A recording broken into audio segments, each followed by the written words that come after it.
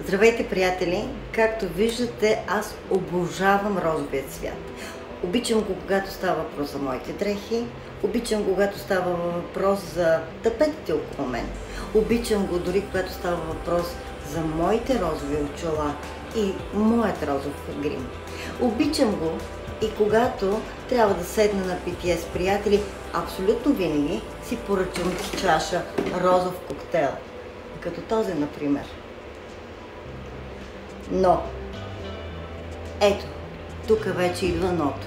Но не обичам да бъда с розови очила, когато общувам с мои приятели. Не обичам да слагам розови очила на работното си място. Не обичам да слагам розови очила в любовта си.